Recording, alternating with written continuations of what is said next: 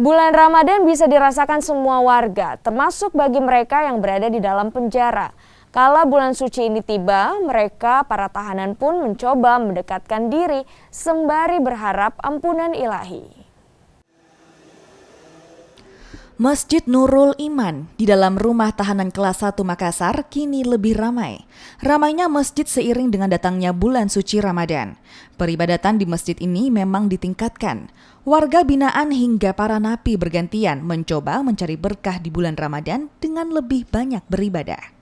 Kami begitu mendapatkan bimbingan dan arahan kepada para petugas di sini.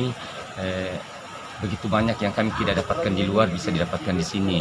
Bimbingan di sini pertama itu kita dididik akhlak, supaya akhlaknya lebih baik lagi dan beradab, bagaimana bertutur kata yang baik, melangkah yang baik, berbicara dengan baik kepada para petugas dan bahkan sesama warga binaan.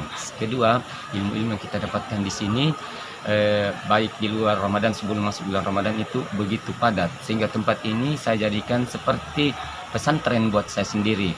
Kalau pendidikannya dari sholat subuh berjamaah, setelah itu ada tahsin, pembelajaran Al-Quran secara benar, pukul 8 pagi tahsin Al-Quran lagi, setelah sholat duhur kita dididik di sini untuk membaca hadis di atas podium di depan ribuan warga binaan. Sejak Ramadan, Rutan Makassar ini memang membuat sejumlah program. Warga binaan dan para napi mendapatkan banyak bimbingan rohani. Selain sebagai jalan bertobat, program ini juga bisa jadi bekal mereka jika kelak telah selesai menjalani masa hukuman. Ya memang agak sulit juga untuk memberikan stigma ya menghilangkan stigma bahwa kalau warga binaan yang berpenghuni di sini kemudian keluar, memang ada sebagian masyarakat yang menganggap bahwa narapidana itu semuanya itu pasti bersalah, tapi sebenarnya tidak seperti itu. Tentunya dengan masyarakat menganggap bahwa tidak semua warga binaan itu bersalah dan merangkul mereka, diharapkan mereka tidak akan berbuat lagi.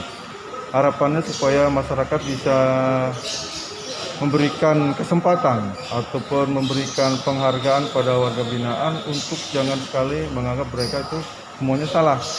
Di sini juga makanya kita memberikan pendidikan Al-Quran ataupun memberikan pembinaan mental rohani dengan harapan bahwa nanti keluar di situ mereka bisa memberikan kontribusi, setidaknya bisa menjadi petugas di masjid, contohnya sebagai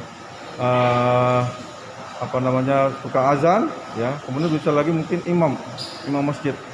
Bulan Ramadan memang bisa jadi jalan bagi siapa saja untuk berubah. Jalan selalu terbuka, tak terkecuali bagi mereka yang pernah membuat luka. Nila Rustam, Kompas TV Makassar, Sulawesi Selatan.